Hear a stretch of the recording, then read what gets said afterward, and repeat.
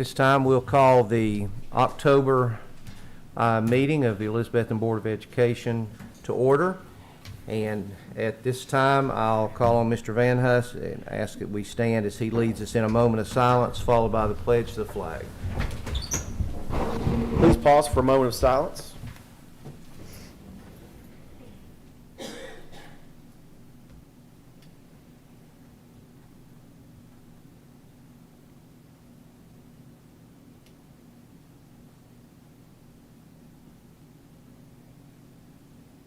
Thank you. Attention, salute, pledge. I pledge allegiance to the flag of the United States of America and to the republic for which it stands, one nation, under God, indivisible, with liberty and justice for all.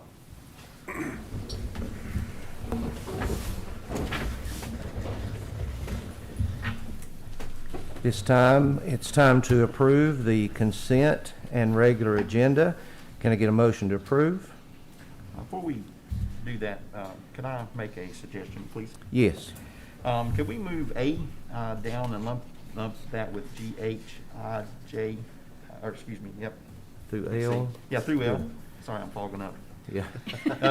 And then also, could we combine C, D, and E, since it's all renovation work, and combine all those together as well, please? Yes. So have a motion to move A to be with G through L, and that C, D, and E be together. Okay? All right, so do we need to get a second on that? Second. Second? All right, any comments or any questions about anything that's on there? All right. Again, all those in favor of approving the agendas, please say aye. Aye. Any opposed? And there are none.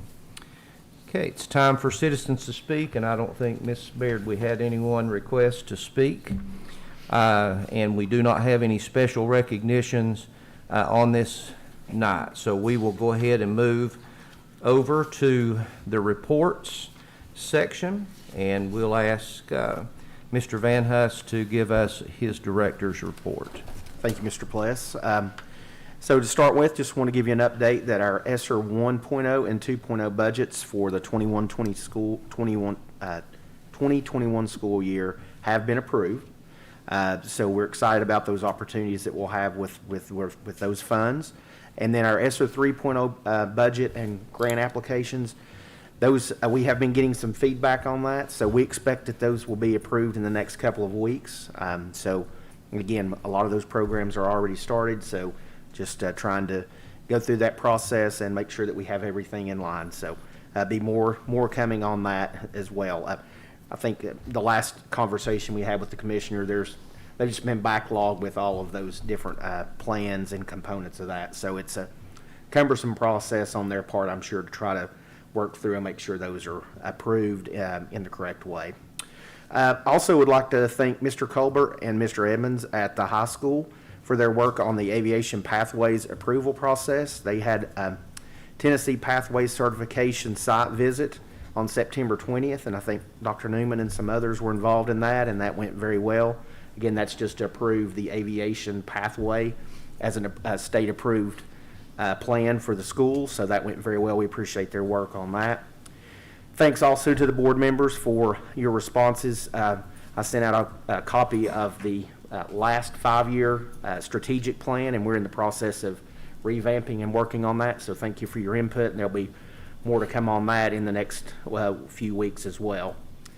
I'd like to say congratulations to our Naval Cadet program. For those of you that were at the Ray County home football game, you saw we had a color guard for that game for the first time, so that was exciting. And earlier that day, they actually raised the colors that morning on campus at the school, and it was great. That's the first time all those students were in uniform, so it was a great day, and they did a fantastic job. And that program will just continue to grow and do some great things. So we thank Ryan Presnell for all his work, Mr. Thompson for his help in securing a lot of the materials and supplies for that program. So we'll continue to highlight them and their endeavors as we move forward. Just in case you didn't know, I think I've mentioned it before, but Waverly Wishes, the school system adopted 2 teachers from Waverly Elementary in Humphreys County, and we've been in the process of taking up money to help those 2 teachers that we've been assigned to replace some of the items that they lost in their classroom due to the flooding there back earlier in the year. And we've raised at this point a little over $2,000. That's from students, staff. So we're very, very excited about being able to provide that information, that monetary, those amounts. We'll divide those between the 2 and get those to them so they can start on that process. So just want to say thank you to, we've had several people work on that. Marcia Taylor's headed that up, Miss Moore, Chelsea Isaac, several people, and then each school also had people in their building that helped organize that, so that's been a great thing. And we actually had one student, and we're going to recognize this student later, that actually went out on his own. He was so touched by the opportunity, he went out and raised $450 on his own to donate. So there'll be more to come on that, but that was the whole point to this, was to try to get our students to see, that when tragedies like this happen, it's not about what I can get out of it, it's what I can do for others. And so, again, we just thank everyone for their generosity. We'd like to also congratulate the Betsy Band and their success on their first 3 competitions this year. As you know, they've won the Carnes Invitational, the Bristol's Music in the Castle, and this past week, the competition at John Battle High School. They've basically been named the grand champion at all 3 of those. They go this weekend to Western Carolina for a competition, and then of course the state championship will be on November 6th. So another thing I want to mention to you, to mark your calendars, on Thursday, November the 4th, the band will have their final performance in the stadium. That's a Thursday evening, and so they'll be in their new uniforms, which just came in yesterday. So Saturday, they'll actually get to wear those uniforms in the competition at Western Carolina. But that Thursday, November 4th, will be another opportunity for people in the community to come out and see the band and see their final show. So we're excited about that. I know Maggie is as well, as she's part of the band. So a lot of work. We're just very, very proud of what they've been able to accomplish this year, and look forward to the things they're going to do in the next couple of weeks. Also like to mention the girls soccer team. They're playing for a regional championship tonight, and I believe Mr. O'Quinn has a couple of daughters involved in that, so we wish them well. So we know regardless of the outcome tonight, they'll be playing in the sectional round. Is that Saturday? Saturday. Also, we want to congratulate Caleb Tipton for his participation in the state golf championship a couple of weeks ago. He represented our school system and Elizabethton High School very well. We also had several students that qualified for the state cross-country meet. The T.A. Duggar girls cross-country team, as a team, qualified. I think there were 2 other boys that qualified as well, and then we had 9 students from Westside that qualified for the elementary state cross-country meet. So we wish them well, and congratulations on reaching that point. Also want to let you know that tomorrow that there is a regional professional development day across basically the first core region of Northeast Tennessee, and the theme is learning together. And so several school systems from across the region have set this day apart. There's going to be sessions, I think, in 6 different locations. One of those will be at Elizabethton High School. There's another one, I think, at the TCAT for administrators. The one we're hosting at the high school is on benchmarks. So we're going to have over 400 teachers at the high school tomorrow. And they're basically learning from the best of the best right here in Northeast Tennessee. So they're not bringing in people from all over the country. It's the brightest and the best that we have right here. So we're excited about that opportunity. We have several teachers that will be presenting at different locations across the area. We appreciate their willingness to do that, but we really see this as an opportunity to learn from each other. We have great teachers, again, all over this area, and the fact that they get a chance to learn from them is really exciting. So thanks to Dr. Newman. She's been instrumental in getting all the workings lined up for the high school. So we appreciate her, all of her efforts in that as well.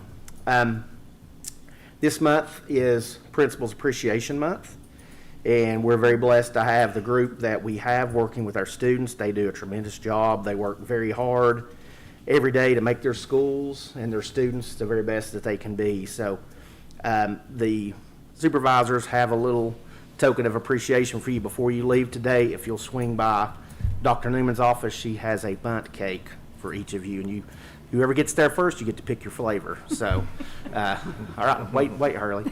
No, but in all seriousness, we appreciate all that you do.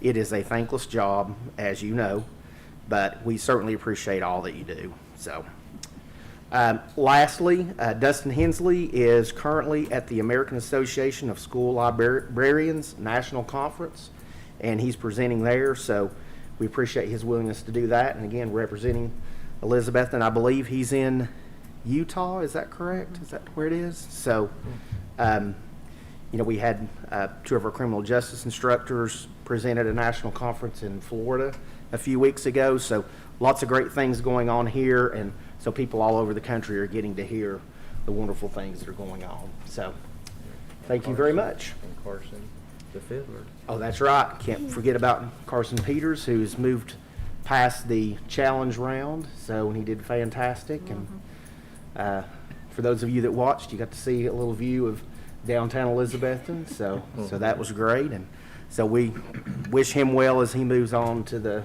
future rounds. Okay, time for board reports. I appreciate that, Mr. Van Huss. Anything from the board? I was able to attend a board chair workshop. There were just a lot of really, really good things, and what you realize is that there are a lot of boards who are a lot larger than us and deal with a lot larger type things, and so it always makes you appreciate the fact that we're here in the community that we're in, but just always good information from TSBA. And some of us will be going to the state conference here in November, right after our next board meeting, so we look forward to that. All that instruction is very good. So anybody else, anything there? All right, Mr. Simmerly, anything from City Council? Well, since we're having such a short meeting tonight, yeah, I've got about 18 pages to review here. All right, we're moving right along. Yeah. So. First and foremost, just wanted to say a big shout out and thank you to everyone, our students that were involved at our Covered Bridge Days. I'm not saying it was the best we've ever had because our Park and Rec had taken over this year, but it was the best we've ever had. Just excited about it. It was a great turnout, and for anyone who had an opportunity to watch the fireworks, I was told it was the best fireworks show we've had downtown. So just pumped about that, pumped about, again, the participation we have between our children, or our young adults that are in our school system that are helping out in our community. So we really, really, on behalf of the city, we really appreciate that. And thank you for letting me know about Dustin. As you know, we pulled Dustin into my next meeting after this meeting down at the Fort Watauga, Six Marshals Park. So I'll let him know that Dustin's in Utah. Yes. That's all I have. Thank you. Okay, thank you, Mr. Simmerly. And this time, Miss Maggie? So a few weeks ago we got results back from surveys, and I believe that they're through XQ, just about how students feel about school, and it's a lot of questions about mental health and how you feel you fit in at the school. And most of the answers were really good, like it reflected well on the school, but one of the questions was, how do you feel you fit in at the school? And a lot of students felt like they didn't really have a place. So I've been putting out surveys through my Instagram, the student liaison Instagram, trying to get feedback from students, how they feel, like how they want to change that and how they would feel like they fit in better. So that's what I've been working on for a little bit in over fall break, and I think I've come up with a few really cool ideas. So I'm hoping to talk to Dr. Minton soon, and yeah, hopefully get the ball rolling on some of this. Thank you, Maggie, and just keep us posted on progress there, and that's exciting, and I appreciate all your hard work, and I know generally when you put your hand on something, it's done really, really well, so we really appreciate that. So, all right, it's time to move to the regular agenda, and we'll go ahead and skip A and move it down to the end with the others, and I'll start with the first item being to approve the American Relief Project IDEA application, which will fund the creation of 6 full-time interim SPED assistant positions for the duration of the grant funding, along with the purchase of 15 touchscreen Chromebooks for SPED classroom use. Can I get a motion to approve? Motion to approve. Okay, have a motion and a second? Second. And a second. You want to share there on that? Absolutely. Yes, so this American Relief Project, this is a part of the Federal Relief Fund for COVID relief and learning loss. And so as Mr. Boatman worked with principals and SPED teachers across the district, felt like the best use of these funds were to hire some additional educational assistants, as well as you see the technology purchase there. Again, those Chromebooks that are mentioned are touchscreen, where the Chromebooks we have for Gen Ed are not touchscreen. So there are certain applications for students with special needs that is obviously a real benefit for. So that's the technology side of that. Again, those 6 full-time assistants. The reason it's worded that way is because the start that we've been given once the grant is approved, we haven't hired these positions yet. So once our application is approved, if you so approve this item tonight, then we'll start that process, and basically we will keep those positions in place until the grant funding runs out, or we're not sure about the end date at this point about when the funding would either A, run out, or 2, we have to have those funds expended by. So again, just having extra hands to work with students is always a great thing. You know where you want to place those 6 positions? So we will spread those out at the different schools, and we anticipate that there may be some assistants that we have now that are part-time assistants that may want to apply for these full-time positions, again, as long as the grant lasts. And so if we have some that are selected for those, their positions will be interim positions until this funding runs out, and then they would go back to their other positions. So they'll be spread out over the different programs in the schools. Any other questions on that? Anything else? Okay, item is to approve the American Relief Project IDEA application, which will fund the creation of 6 full-time interim SPED positions for the duration of the grant funding, along with the purchase of 15 touchscreen Chromebooks for SPED classroom use. All those in favor, please say aye. Aye. And any opposed? And there are none. Next, we'll lump those 3 architecture items together. So the item is to approve a contract with Thomas Weems, architect, for the design work on renovations to Harold McCormick Elementary School, to approve a contract with Thomas Weems, architect, for design on additional parking at Eastside Elementary, and to approve a contract with Thomas Weems, architect, for conceptual design and planning on various capital projects for Elizabethton City Schools. Can I get a motion to approve? Motion to approve. Okay, and a second? Second. Second, all right. You want to Absolutely, hit yes, us sir. with that? So the first one there, of course, we've talked about this project for a long time. This has been a long time coming for Harold McCormick, and as we've discussed before, the nature of the construction industry right now, along with the grant funding that we have through ESSER 3.0, it just does not lend itself to do new construction based on materials, the unavailability of those, plus just the cost, again, for construction is through the roof. So we have drawn back from the project at T.A. Duggar. That's still very important to us, and we're going to focus all of our energy on completing that program at the right time, but right now is just not that time. So our proposal is, again, to take those funds from 3.0 that we had earmarked for T.A. Duggar, along with some funds in 2.0, and do as much of the asbestos removal, window replacement, unit replacement, floor tile, and lighting at Harold McCormick School, which hasn't been done over the years because of the asbestos issue. So Mr. Weems will work on a plan to put that project out for bid and to put it into phases, which will allow us to collect pricing and see how much we can do with the funding that we have available. My hope is we'll be able to do all of it. The real challenge is to be able to do a project And we have to be able to do that project and still have school. We'll have the summer months to maybe do some areas, but there's no way we can get all the work finished and completed within, just the summer months. So we're working on a plan to move methodically through the building. Maybe you displace 2 classrooms at a time, completely renovate those 2 classrooms, move 2 classrooms in, and move on to the next 2.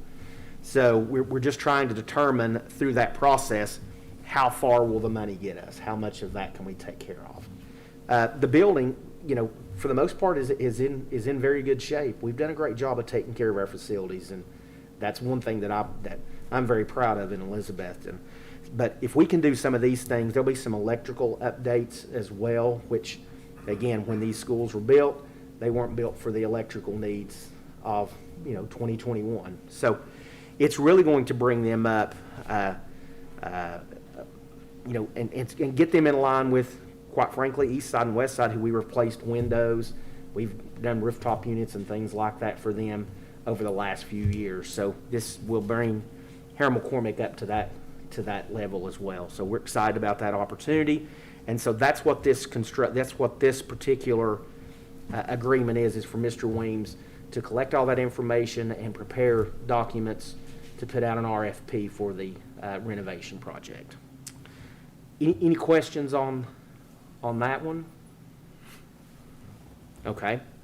The next one, and one of the things that we proposed to City Council earlier this year about some potential additional funding from the city for some additional projects, the one listed here was one of those. As you know, all of our schools, especially the elementary schools, they're community schools. They're built right in the middle of residential communities, which is a great feel. That's one of the strengths I think that we have with our schools.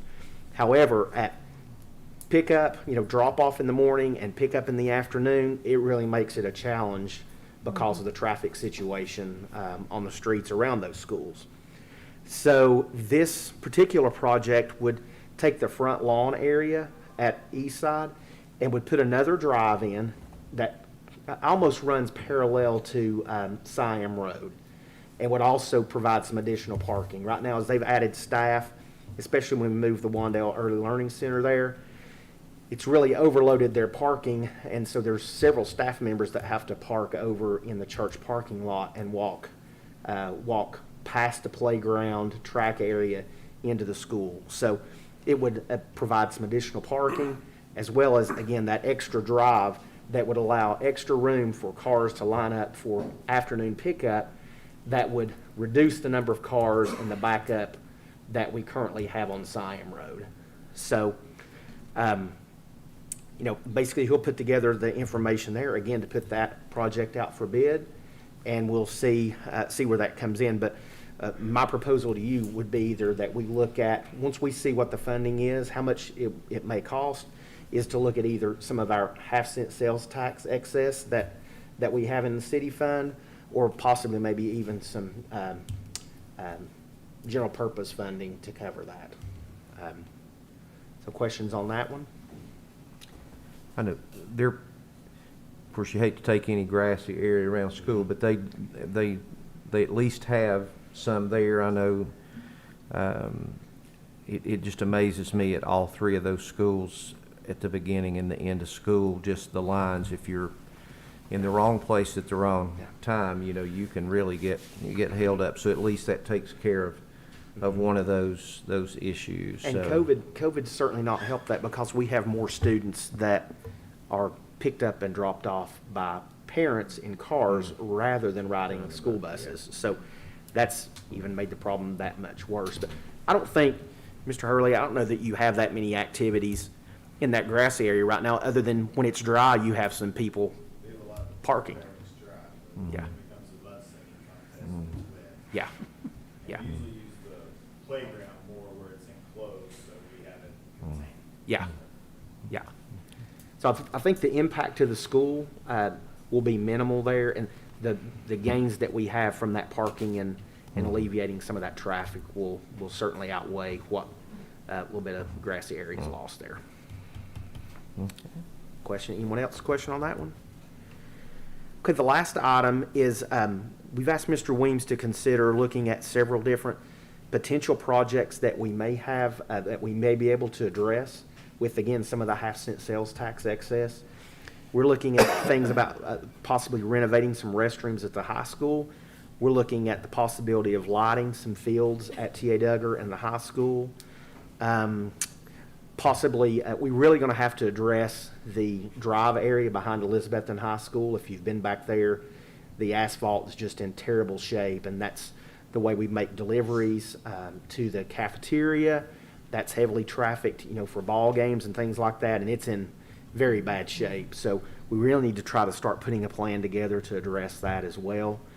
So there's several different projects like that we just need some idea about what the scope of work would be and how much those things would cost. So this particular item is just for him to put those conceptual plans together for us. And then again, we can pick and choose at that point ones that we want to consider. So that's the three components to the these architectural contracts. Question on those? Anything? All right. The item is to approve the contract with Thomas Weems, architect, for design work on renovations to Harold McCormick Elementary School, for design work on additional parking at Eastside Elementary School, and for conceptual design and planning on various capital projects for Elizabethton City Schools. All those in favor, please say aye. Aye. And any opposed? And there are none. Next item is to approve a part-time floating cook position to rotate between school cafeterias as needed. Can I get a motion to approve? Make a motion to approve. A motion and a second? Second. Second? All right. As you know, the vast majority of our food service is funded through the federal government and what they provide for us for nutrition. And so with that, the nature of that is that program runs very, very lean. In other words, the staffing, you look at the minimal number of staffing that you need to actually work, which is a great thing. But during COVID, and we're encouraging people, if they're not well, to stay home. So it's really put a strain on several of the cafeterias being short-staffed. And so this particular position is just what it says. It would be a part-time floating position. So if there's an issue at, say, at Elizabethton High School today, then that person would work at Elizabethton High School. Tomorrow, they may be at East Side or Harold McCormick or T.A. Duggar, West Side, wherever. So we really think that this is going to, it's a need, and it will help bolster the staff in those schools so they're not overwhelmed and overworked any more than they would on a normal basis. So we really feel like that this will be a real benefit to the students as they receive meals and things like that. So I'd appreciate your consideration for this grant. And it would be paid for out of that fund. Okay. Any questions or comments? Okay. The item is to approve a part-time floating cook position to rotate between school cafeterias as needed. All those in favor, please say aye. Aye. Aye. And any opposed? Motion carries.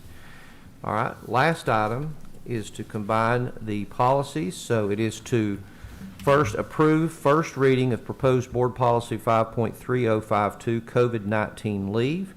To approve revised board policy 4.201, class size ratio.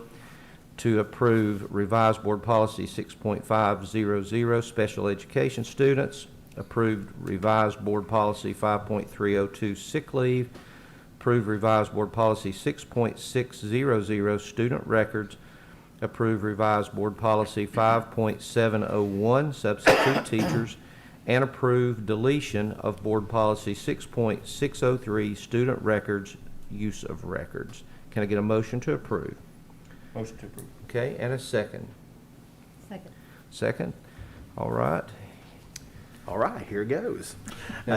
So the first one is COVID leave policy. And as you remember, last year we had a COVID leave policy for individuals that were either determined to be a close contact or actually tested positive. So we did not have that policy this year. And so what we've noticed this year is the fact that, quite frankly, we need that for certain individuals. So this policy will be a little bit tighter than the one we had last year. This policy will only address individuals who have proof of a positive COVID-19 test or other suitable documentation. So it won't affect those individuals who either have a family member that's positive that they need to stay home with, or if they've been deemed a close contact. So what it would do is it would go back to, we would allow those individuals that did test positive, that had to use their own sick time, we would go back to July the 1st of this year, and it would be in effect until June 30th of 2022. And it would stay in effect unless it would obviously go away on June 30th, or if the federal or state governments, if they put some type of policy in place, then this one would stop at that point, and we would follow the one from that particular entity. So again, it's 8 days of COVID leave pay. Again, they would have to provide some type of documentation as proof of that positive test. It would be in addition to those their current personal sick days that they earn, one per month. So what we would do is, again, anyone that tested positive all the way back to July 1, we would just go back retroactively and convert their days from their personal sick leave to this COVID sick leave. Any particular questions on that one? Okay. I just think that's a good idea to take care of our people. Yeah, So. yeah, I agree. The next policy is 4.201, and this has a new title and it's new content, and it goes from the basic program to a focus on class size ratios. So the policy shrinks quite a bit. If you'll notice on the policy, the existing policy under basic program, it just has some general description of the types of programs that we will provide. So this is a TSBA recommendation to convert this policy to focus just on class size ratios. And basically it says we're not going to have any classrooms that go over those class size ratios. So any questions on that one? And am I right, all of these are just recommendations to They are. SBA? They are. So- The only one that's not, of course, is the Was the first COVID one, leave. yeah. That's right. Mhm. The next one, 6.500, this is for special education students, and this reflects some changes in isolation and restraint regulations. And so, again, that's a housekeeping and just a bookkeeping to keep things in line with those changes. And they've tweaked some of that guidance from the State Department on those requirements and exactly how you handle isolation and restraint. So this policy will, again, just put that in line with those procedures. Okay. Question on that one? Anything? Okay. Okay, the next one is 5.302. And this one, basically, it's the sick leave policy, but there's a section on lines 23 through 25 that address maternity leave, and it also states in there that it can only be used during the physical disability period for the individual, which is no longer part of state law. So this change eliminates that, and it also removes it from this policy because it's actually located in a different policy. So it basically just removes that from here because that language is quite frankly, it's against state law at this point because, again, that stipulation that you can only do it during the physical disability period is no longer in place. So you can find the correct verbiage in 5.305, policy 5.305. Questions on that one? And this is, to interject, this is one of the real benefits of having TSBA because they do these policy reviews, and so that they really help us tremendously by identifying some of those things that sometimes slip through the cracks. Okay, the next policy is 6.600, student records. And this policy, there's a couple of things that's going to happen with this one. The first one is, once this is approved, we will delete policy 6.603, and that's, of course, the last item on the list there. But it basically just outlines what is a student record and what our responsibility is, who we can release certain things to, what we can't, things that we have to keep on file, and how long, and things like that. So it's just a procedure on how how we go through that. And again, what is defined, what is the definition of a student record? And so, it retroactive, if we approve that, we're also approving technically 6 point. Removing the other Yeah, one, yes, because okay. that, I think that's item Gotcha. L, I Yeah. believe, Okay. if I'm not mistaken. Yes. Questions on that one? Okay. The last one, 5.710. 0-1, yeah. Excuse me, yeah, 701. This is in reference to substitute teachers, and it basically just changes the wording. It went from, on line 27, that it was my responsibility for a retired teacher could work up to 120 days and still not have their retirement benefits reduced if I, as a director, sent a letter to the State Department of Education, State Board of Education. That's now changed to the Division of Retirement. So it's literally just a change in who I report that information to. Okay. Question on that one? All right. And that is all. All right, so the items are to approve first reading of proposed board policy 5.3052, COVID-19 leave, to approve revised board policy 4.201, class size ratio, approve revised board policy 6.500, special education students, approve revised board policy 5.302, sick leave, approve revised board policy 6.600, student records, approve revised board policy 5.701, substitute teachers, and approve deletion of board policy 6.603, student records. All those in favor, please say aye. Aye. Aye. And any opposed? Okay, motion carries. All right, any announcements? You need people to stay to sign things or anything? Okay, all right. I want to say we miss having Phil here, and we wish him well as he's under the weather, and look forward to having him back with us next month. The next regularly scheduled board meeting will be held on Tuesday, November 16th, 2021 at 5:30 here in the boardroom, and at this time we're adjourned. Got you out of here.